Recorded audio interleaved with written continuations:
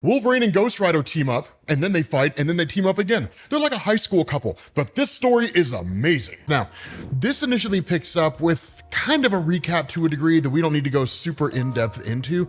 Suffice it to say, in the Ghost Rider stories, Ghost Rider and Wolverine have kind of been teaming up a little bit. And when I say team up, I simply mean that Wolverine ripped a demon out of Ghost Rider's head. But one of the things that we're told here is that the two of them have a lot of history together. And what this does is this goes way back to the early days of really Wolverine's career with the X-Men over at the Xavier Institute and the arrival of a kid named Bram. Now, here's a cool thing.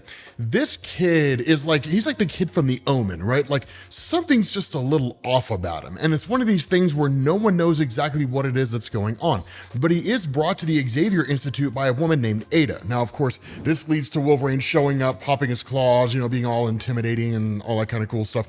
This is back in the day when Wolverine was like Old Testament. So like death and destruction, wrath of God, that kind of thing. But of course, almost immediately Xavier appears and then tells Wolverine to leave and sits down and starts talking with Ada. Now, what happens here is as they have this conversation, she's not bringing him here because she basically is going on the assumption that he's a mutant. She is, but she isn't.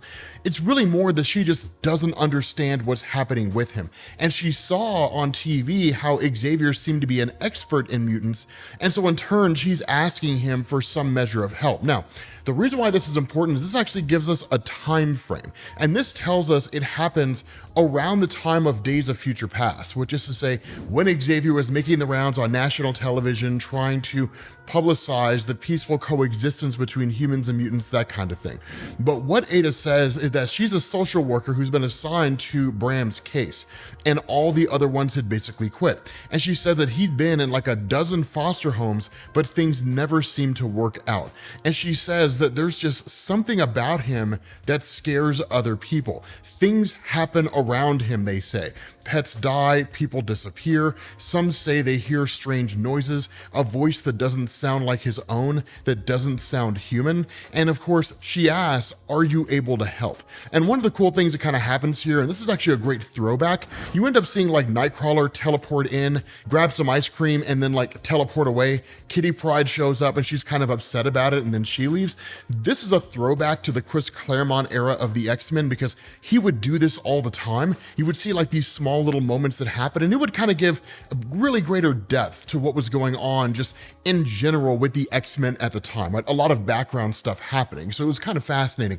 But Xavier chooses to read the mind of this kid, and when he does, he's met with a kind of force of energy that is incredibly overwhelming. Now, there's a couple things to glean from this, right? To the non-X-Men experienced person, they would just kind of say, okay, so like it's a really powerful being, but it's immensely powerful. And the reason for this is that when it comes to Charles Xavier, even at this point in time, his telepathy was on a whole nother level. A perfect example of this is when he got into a psychic fight with the Shadow King.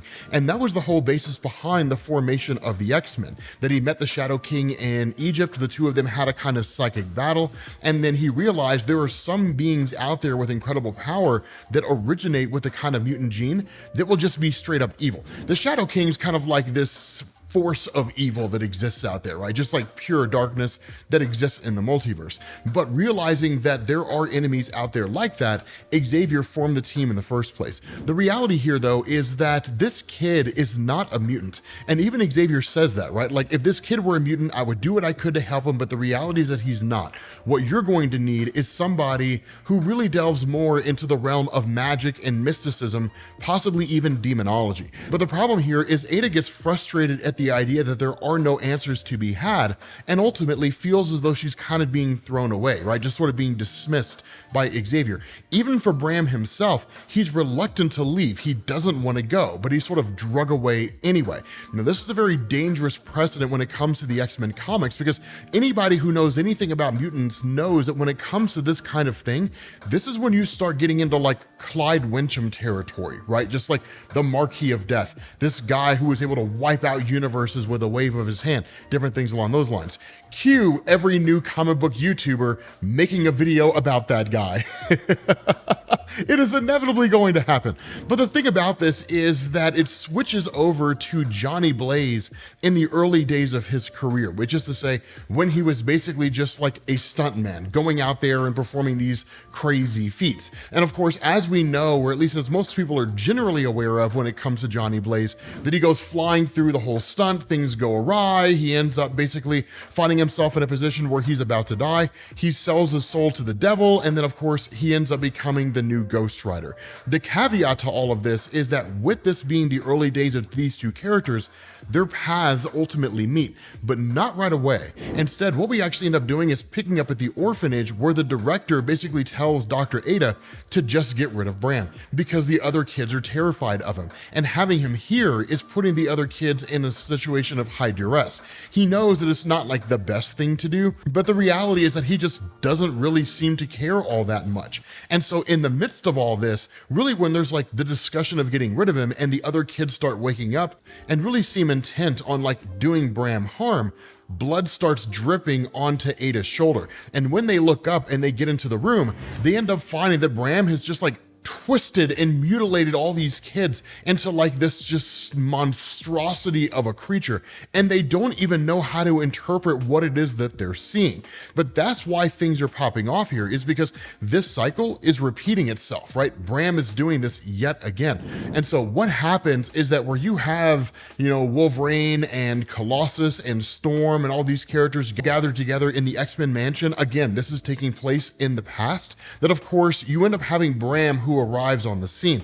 Now, again, there is this kind of offhanded remark by Kitty Pryde where she asks Storm, like, why don't you do anything about this rain and just make it like clear skies? And she's like, am I some kind of a meteorologist? And the answer is like, yes, Storm, you control the weather. If I were you, everywhere I went would be 75 degrees with a cool breeze, right? That's what I would do if I could control the weather, right? I'd make it nice everywhere I went. But when Kitty Pryde gets outside to check out kind of what's going on, especially with the power going out, that Bram is just kind of standing there. And initially it freaks her out. And in fact, when Wolverine goes to the basement to get candles and comes back upstairs, Colossus is taken out, Kitty Pryde is taken out, right? And literally it's just Bram out there in this demonic form. Now, by all standards of measurement, right? If you're familiar with New Mutants, by all standards of measurement, this looks like Demon Bear. That's exactly what it looks like. And I would go so far as to argue it probably is, right? But like, this is an extremely powerful demonic force. Demon Bear is nothing to be trifled with. And in fact, it can overwhelm and overpower Charles Xavier.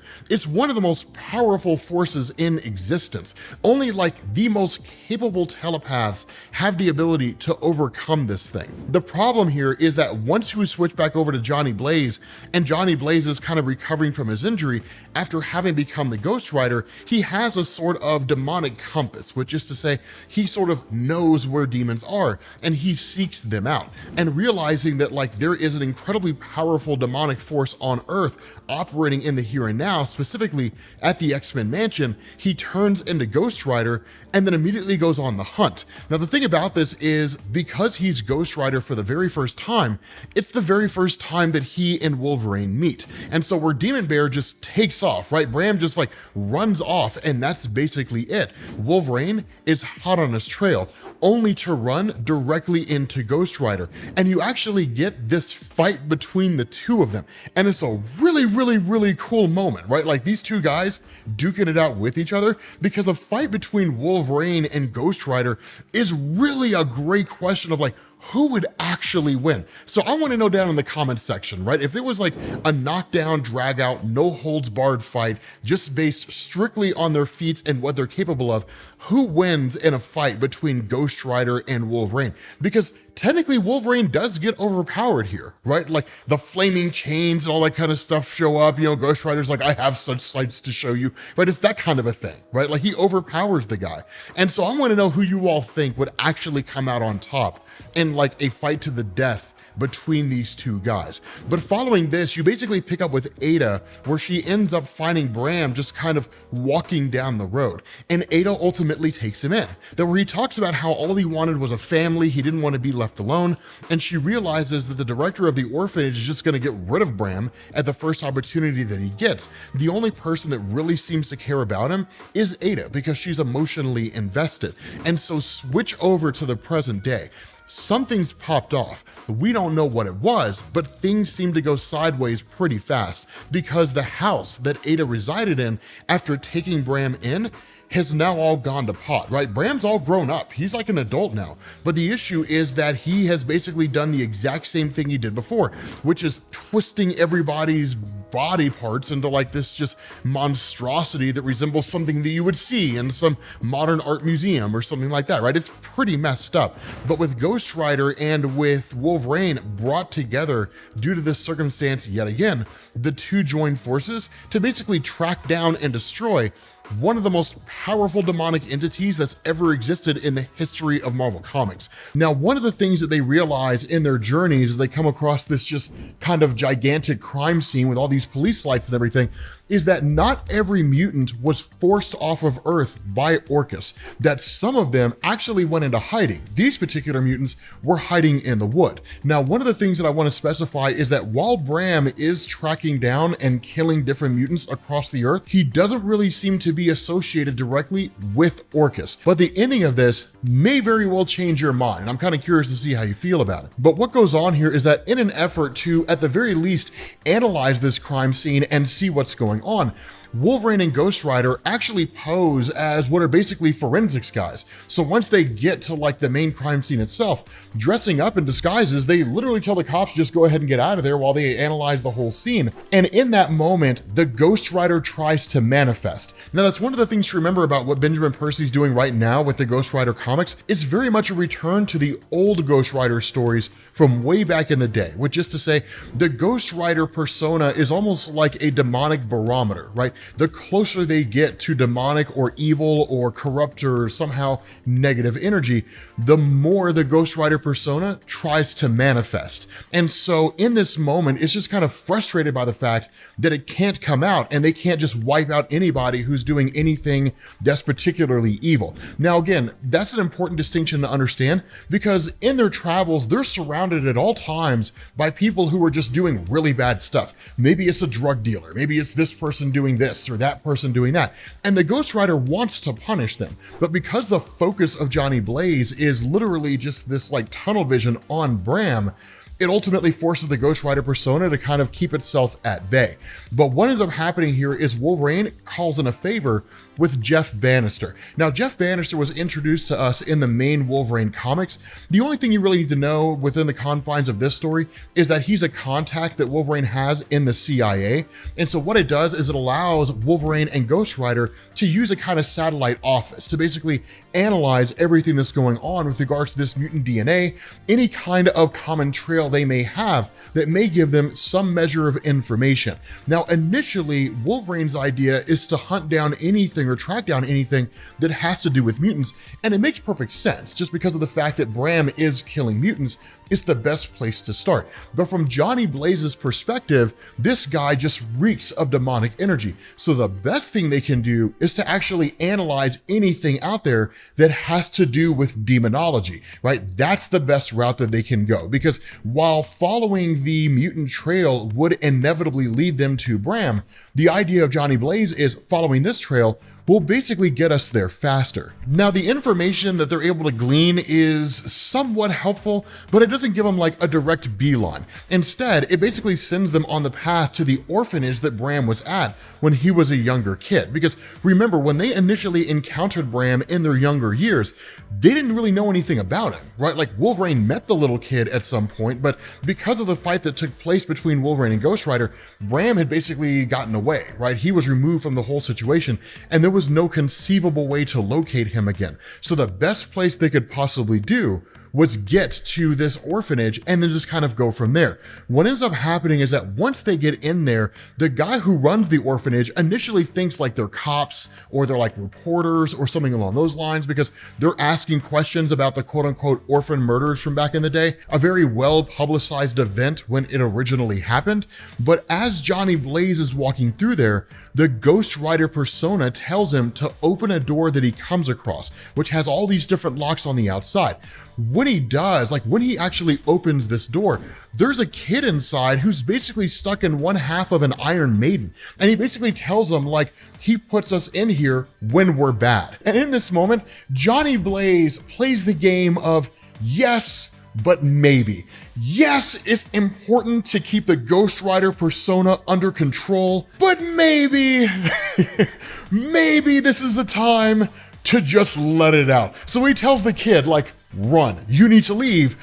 You don't want to see what's about to happen next. And that's when the Ghost Rider persona pops out, because this guy is in effect tormenting orphans. And so Wolverine's response here is, okay, something you got to understand, man, this room has now become what we call the truth room. And this is your chance to tell the truth, lest you spend the rest of your days in agonizing pain and suffering. Now, what we see here is something that we actually haven't seen in the Ghost Rider comics recently. And a lot of you guys have asked about that. A lot of you guys have asked, when are we going to see the Ghost Rider do the Penance Stare? And that's exactly what we get. It's this amazing moment, right, where he says the way to extract information is through pain and penance. And he gives this guy the Penance Stare. Now, for those of you guys who don't know what the Penance Stare is, it's basically an ability of the Ghost Rider to force a person to feel all the pain they've ever inflicted anybody all at one time.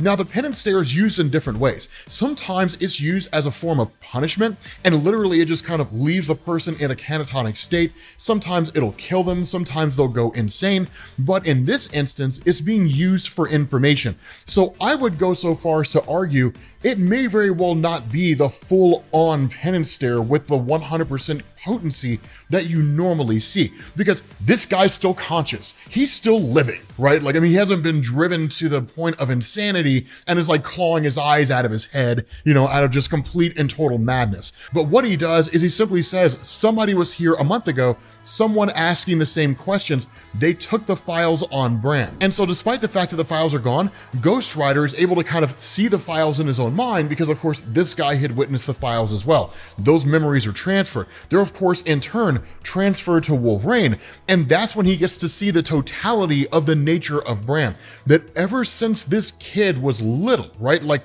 when he was first brought to the orphanage, this has been his whole shtick, right? Like going through and basically tormenting, mutilating the whole nine yards, any number of things, but just appearing incredibly disturbed. And in fact, there was a particular instance here when there was a suspicion of him having like schizophrenia. Of course, we also learn his name is Bram Stroud. And so with this information, Ghost Rider in turn informs Wolverine, the man who removed the files worked for the government. He had a federal warrant. The address listed should be familiar to us both.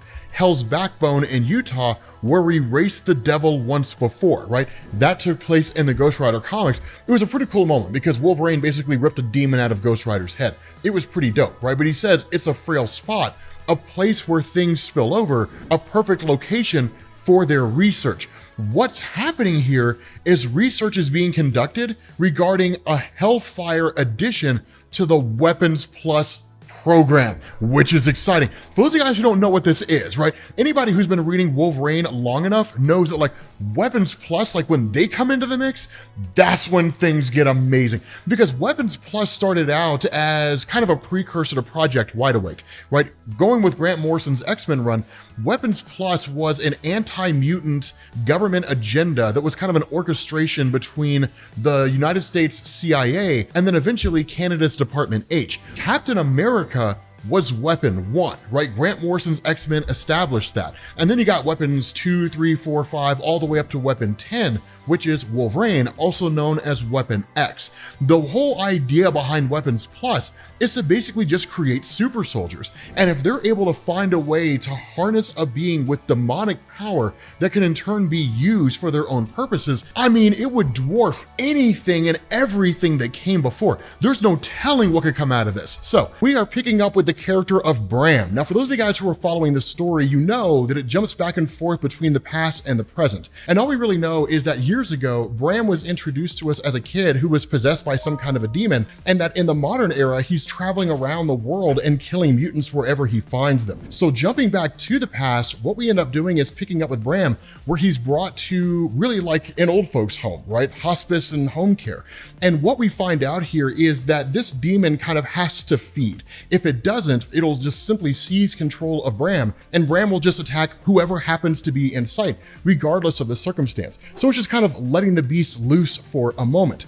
And it's pretty dark, because what ends up happening is this kind of adopted mom, if you want to call her that, when she gets there, they pay a guy under the table, and this kid in turn just like destroys this old lady, right? The beast comes out, just completely annihilates her, and that's it. Now, one of the interesting things about this, and it wasn't something that's really been explored until now, Bram doesn't like this life. He doesn't like being possessed by this demon, this kind of entity.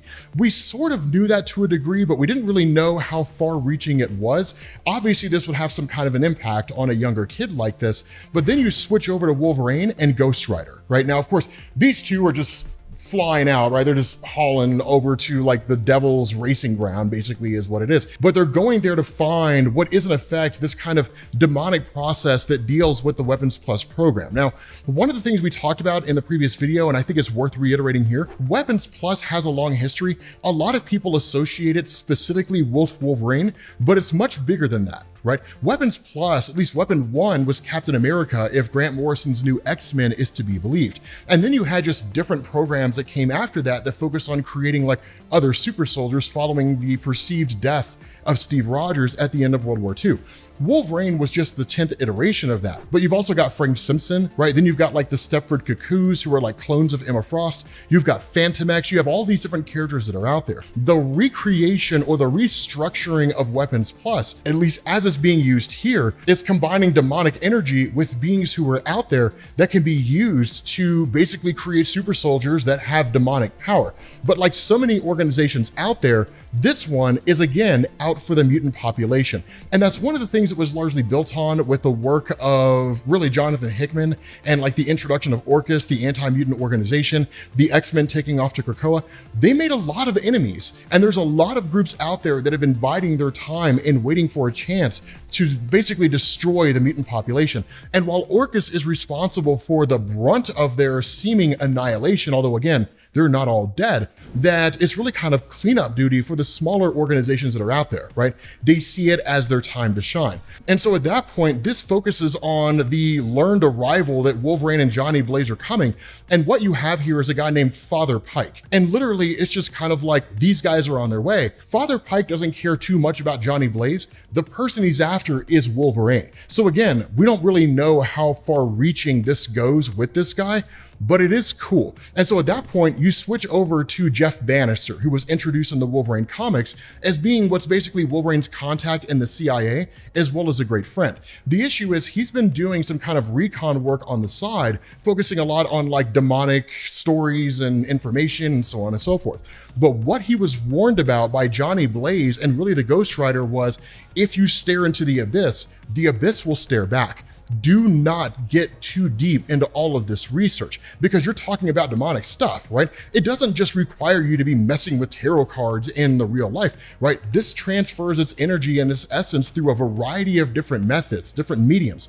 And one of these can be through computers. And so staring into this stuff too much, suddenly he's met by not really possession, but he's influenced by the powers of hell. Now, it's one of the things I love about how this is done, because when you look at Marvel, much like DC, they're there are two sides of it, right? You have like the X-Men, the Avengers, Fantastic Four, the crazy adventure, wonky stories, Spider-Man that you normally get with like traditional superhero stuff. Once you start getting into Ghost Rider, or once you start getting into Man-Thing, you start getting into Doctor Strange to a degree, and Wolverine, depending on who's writing the story, you get into this whole other mythos, right? Where you deal with guys like Mephisto and so on and so forth, just like Damon Hellstrom, these demonic beings and the power they possess. And so where Jeff Bannister is infected by this and is in fact actually driven to like stab himself, right, by all these different things, that Talia Warroad breaks into the scene. Now, Talia was introduced in the Ghost Rider comic books, and she was at least an agent for the FBI, kind of working for like their supernatural division.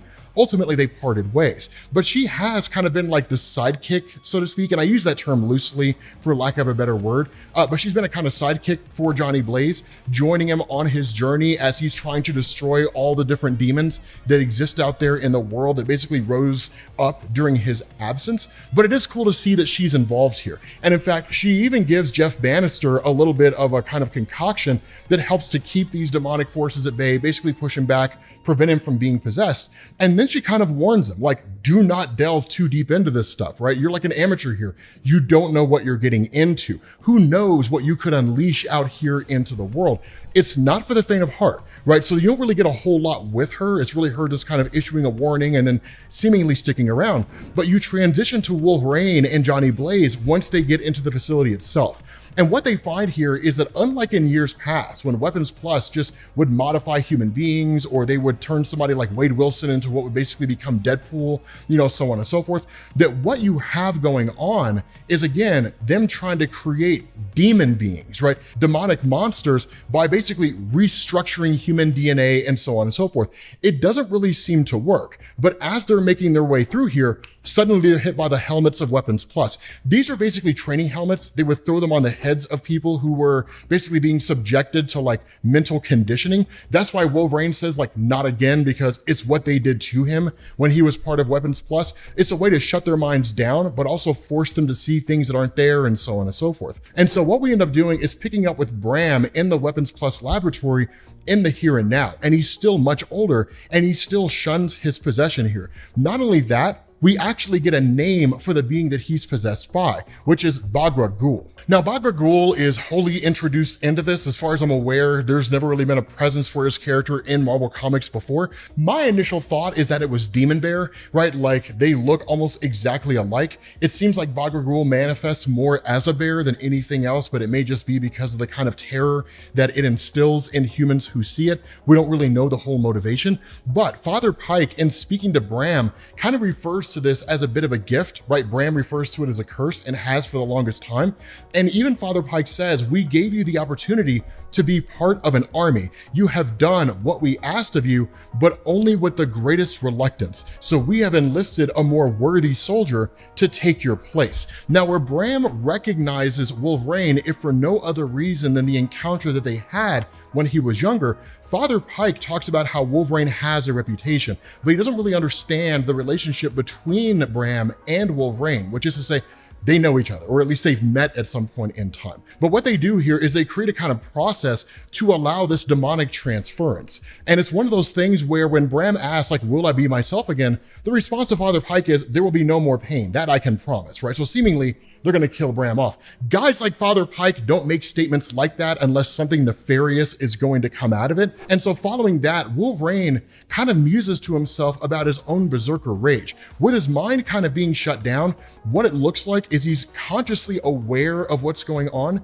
but he's there and not there at the same time. And so he says, like, Johnny talked to me about what it feels like when the Ghost Rider takes over. He says it's like watching a horror movie on a top volume TV that's plugged into your skull. I can relate. When rage finds me, I become someone else. Sometimes, breathing heavy, I'll take in the wreckage all around me, the blood dripping from my claws, and hardly know how it happened. I feel the same potential for unchained violence now. I'm here, but I'm not here. They're controlling me, and soon that demon, that Stitcher, that Bagul, or whatever the hell it's called, will control me. So what Wolverine is talking about here is he's talking about his berserker rage, right? That whenever Wolverine finds himself in a heightened state of duress and loses control, quote unquote, his madness takes over. He becomes an animal. And it's the reason why whenever Wolverine goes into a berserker rage and the X-Men realize what's happening, unless someone like Xavier or Jean Grey's there that can use their telepathy to like calm him down,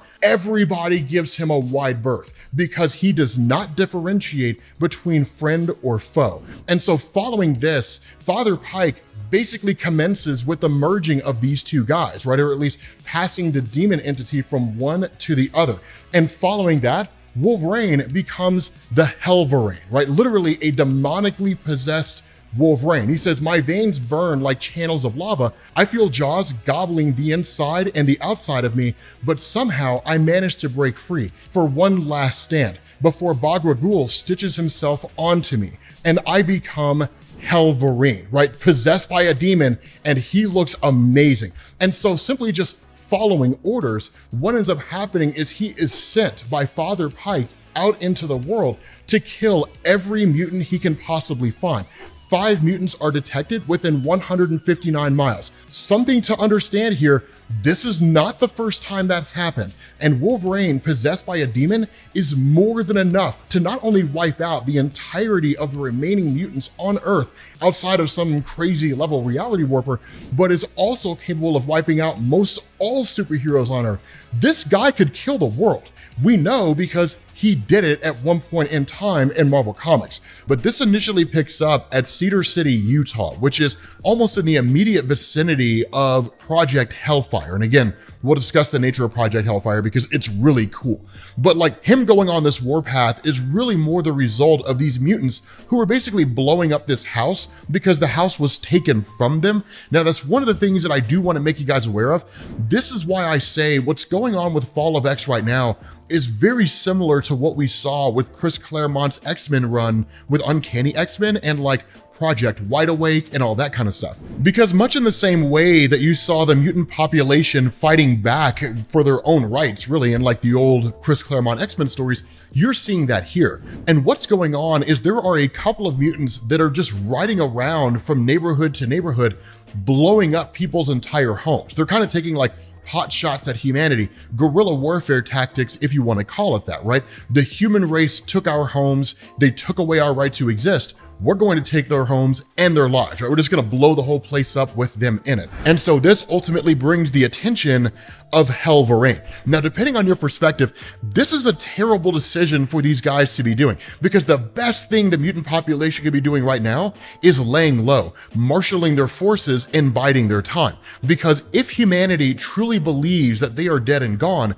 it's only a matter of time before they begin to lower their guard. And when that happens, you strike, right? Like when they're at their weakest point, when they believe that everything is safe, that's when you strike because you catch them completely and totally unaware. Now for Hellverine himself, showing up here and attacking these guys, he kills them on the spot. And then he basically starts restructuring their bodies into this really grotesque form of art, only to discover that there's actually a baby in the car. And this is when he's given instruction by Father Pike, which is take it out, right? Like eliminate it. And that's where you start to see this kind of inner turmoil with Wolverine. Now for his part, Johnny Blaze, the Ghost Rider, tries to step in, but like we covered in the last video, both he and Wolverine had already been captured. And Johnny Blaze has this kind of mind control helmet put over his head that prevents the Ghost Rider from manifesting. More so than that, this is how the demon was bonded to Wolverine, just because of the fact that with Wolverine under their control, they can seemingly do anything they want with him, which includes bonding a demon to him and sending him out as a kind of force of nature into the world. And so following that, you pick up with Talia Warroad and Jeff Bannister. Now, like we've talked about before, Talia isn't really like the sidekick of Johnny Blaze. She's more of like a person that deals with the occult that's kind of helping him on his journey. And then Jeff Bannister is the contact for Wolverine in the CIA. The two of them are literally hot on the trail trying to find both Johnny Blaze and Wolverine. But this is when we get some really cool backstory about the nature of Bagul. And a lot of you guys called this in the last video kudos to you for getting it right. I wasn't 100% sure of whether or not it was true, but as it turns out, Bagul was created by the demon Mephisto. Now, the reason why I say I wasn't 100% sure it was true is because there were demons that existed in Marvel Comics before Mephisto. There are those who came into existence around the same time as him, and some who came into existence after. So it's not as though Mephisto is quite literally the Marvel Comics equivalent of Lucifer Morningstar from Judeo-Christianity, right? The first of the fallen, that kind of thing, the original demon. He's basically just a Hell Lord. And there's a whole bunch of those that run around Marvel Comics. He's just the most popular one. But this guy created Bagul literally just out of sheer boredom. We're told that, right? Like, he was bored by the mundane nature of the suffering all around him. This devil, as we all know, has style. You can find him in the finest silks, the most decadent desserts, ostentatious architecture, luscious guitar licks, and sumptuous curves of flesh. Sin can be a beautiful thing. Now, what they're talking about here in relation to this, and this is kind of a sidetrack on the nature of Mephisto, longtime readers of Marvel already know this. So this is really more for the new reader. Mephisto is this guy that will approach you in any point when you seem to be your most vulnerable, or when it's the best possible opportunity for him to strike a bargain with you. It doesn't necessarily have to be something where like your life is coming to an end, or you lost everything and you'll do anything to somehow get it all back. It's not always like that, right? It's maybe just some kind of guy out there who is in an orchestra and he wants to be the best violinist. And so Mephisto will come to him and he will make a deal. And what Mephisto does is he'll give you the bargain that you're asking for, just not in the way that you think. Because sure, right, you'll become the best violinist in existence, but like your fingers will be numb, right? Or like you'll lose your hands in a car wreck or something along those lines. So you have all the skill to be the best violinist that was ever in existence. You just won't be able to do it. And then when you die, he'll get your soul, right? He'll collect your soul. So he kind of appears in everything, right? He's always out there lurking, waiting for a chance to manipulate people. And so that's why we're told Bagul was created to make art out of punishment, art out of death. That is its compulsion, to kill beautifully and erect bloody monuments in celebration of Mephisto. So that's why it does the things that it does. Now, in terms of why it's going after the mutant population, that's where Jeff Bannister really begins to understand what's going on here. That the nature of really Bagul and the character of Bram, who was introduced to us in this story as Bagul's first human host, came in the form of the fact that Bram's parents worshiped the dark. And they, of course, produced Bram in a cemetery on top of a grave of a guy who had been convicted and hanged for murder. And so it's like the most sinful act that a person could possibly engage in.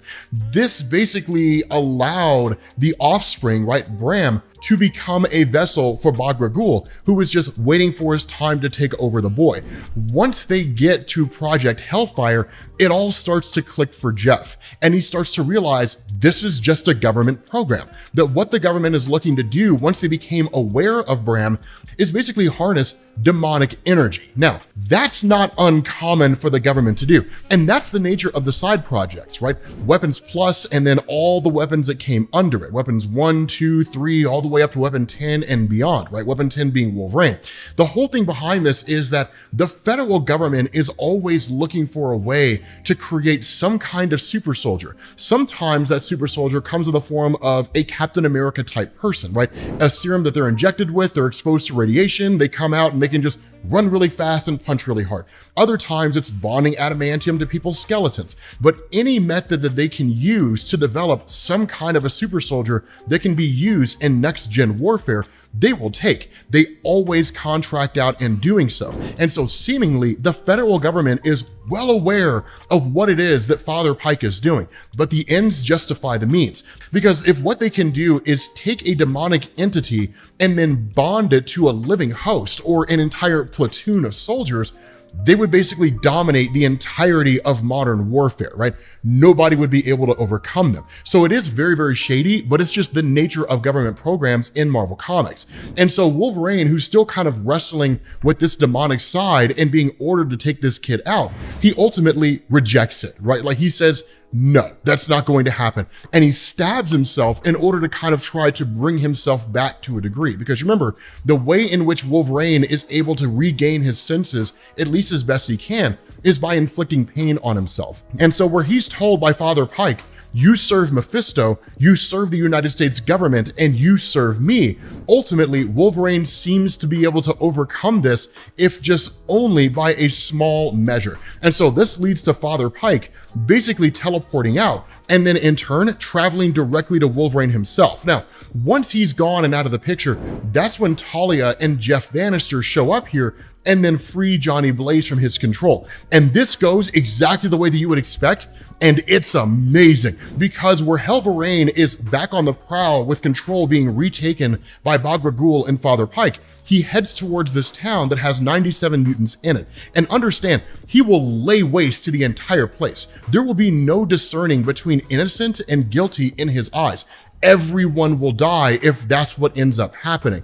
And so what ends up going on is that because this is all done by way of the mind control helmet, Jeff Bannister destroys the helmet, which basically takes away any mind control that Father Pike has over Wolverine, albeit he's still possessed by the demon entity. And then Talia Warroad removes the helmet from Johnny Blaze and says, free the Ghost Rider, right? Like, this is the only thing that's going to be able to stop Bagul. Nothing else is going to be able to end this guy, because remember, the nature of the Ghost Rider is that it was also created by Mephisto, but it was created by Mephisto to have just unrivaled levels of power. It's one of the reasons why Ghost Rider is so astronomically capable. He can go against the Hulk, he can stand against Galactus. I mean, it's crazy how much power this guy has. So Ghost Rider immediately manifests and then takes off after Wolverine. The kicker about all this is that with Bram being the original host and Bagul being taken away from Bram, Bram doesn't want to lose it anymore. And in fact, he wants it back. And Father Pike actually kind of agrees to allow it to happen, because what Father Pike starts to realize is that where Wolverine is kind of like the perfect killing machine, and under an ideal circumstance, he's the best person to be bonded to this, Wolverine has his own moral compass. And whether it's through telepathic conditioning from his time with the X-Men, Jean Grey, Professor Xavier, perhaps even Emma Frost to a degree, or just his experience in dealing with these kinds of things, he's not allowing himself to fully bond, right? Like, they can control him, but they can't fully dominate him, if that makes any sense. But Bram, on the other hand, is a willing host, and he'll do whatever it is they tell him to do. And the reason for this is that ever since Bagul was taken away from him, he is just having an incredibly difficult time coping. He's having an incredibly difficult time feeling whole. He wants the demon back. And so once he reaches out and tries to collect it unto himself, Ghost Rider shows up, crashes into Wolverine, and is just like, so we've been hunting this demon for so many years. Tonight, we're sending him back to hell. And it's like the coolest thing ever, because now it's literally just straight up Ghost Rider fighting against this ridiculously powerful demonic force. And Bagul knows exactly who Ghost Rider is, right? It's not as though he had no idea or no knowledge about Ghost Rider or anything. He doesn't really express a whole lot of fear here, like, oh my God, it's Ghost Rider, what am I gonna do? It's not really anything like that, but it's like, you failed Mephisto. Your job was to be a force of reckoning on Earth for Mephisto, and you turned against him, and you basically became a force that sends his forces back to hell. And so he's like, I will make a monument of your bones for every demon in hell to piss on. And the response of Ghost Rider is, you cannot punish me because I exist in a state of constant punishment, and I am no one's servant, right? And so he says, wake up, Wolverine. Just because you carry chains does not mean you are a slave to Mephisto, which is true, because Johnny Blaze was supposed to be a slave to Mephisto. He escaped that fate, and then he became a guy who traveled around the world and sent demons back to hell. And so while Father Pike is watching all of this, he's just kind of astonished by it all, because Wolverine, as the Hellverine, possessed by Bagul, actually starts to overcome Ghost Rider and doesn't really kill him, but he seemingly overpowers him. And so Father Pike says, like, come with us, right? But the response of Wolverine is, no, like, I'm done with all of this. And so Father Pike pulls Bagul directly out of Wolverine and starts to reinsert the entity back into Bram. And the funny thing here is that Wolverine is kind of able to pull it back unto himself, right? And just say, no, like that's not going to happen. So what this does is it really introduces the idea that despite all the power that Bagul has as a demonic entity, he's still beholden to the will of whatever host he's bonded to, which is a great caveat here. It's a great way to explain why it doesn't just jump from one host to the next, wreaking havoc around the entirety of the world. I do love that, right? And in fact, that's been an on-running theme in the Ghost Rider comics for quite some time. And so what ends up happening is that using this one last bit of power that he has at his disposal, Hellverine stabs Father Pike, right? Kills him on the spot using his claws, and then in turn, throws him into the fire pits that are going to send him to hell. Because what had happened is he had opened a kind of portal of sorts, beseeching Mephisto, asking for Mephisto's aid in harnessing and controlling the power of Bagul. Well, now Father Pike gets exactly what he's looking for, right? Like, you called down the thunder, my friend, and now you got it. You wanted to see Mephisto?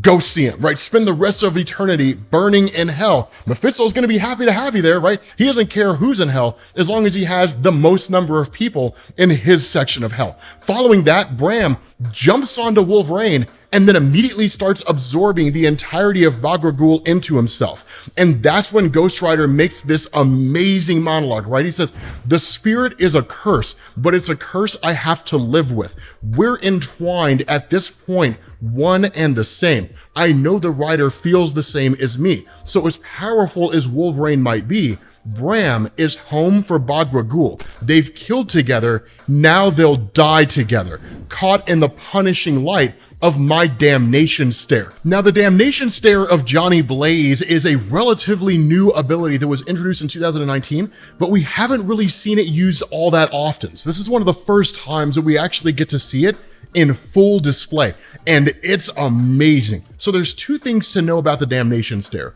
One is that it is unique to Johnny Blaze. Seemingly, no other Ghost Riders have it. And this just largely seems to come out of the point in Marvel Comics when Johnny Blaze became the King of Hell. The other thing here is the difference between the Damnation Stare and the Penance Stare. So the Penance Stare only works on people that have two eyes, and it forces them to endure all the pain and suffering that they've caused. But it doesn't work on people like THANOS or the Punisher, because with THANOS, for example, he loved it. He enjoyed it because he loves causing death and suffering everywhere he goes. And the Punisher genuinely believed that what he was doing was right, so it never really impacted him on that level. But for everybody else, they'll just experience horrible pain and usually end up in a catatonic state. What the Damnation Stare does is it judges whether or not that person is allowed to remain on Earth or to be sent to hell. And in this instance, because of everything that Bram and Bagul had done, they're effectively locked away and presumably sent to hell. We don't know specifically how the power works, and in fact, the ending of this will give us a much better understanding of how this ability functions.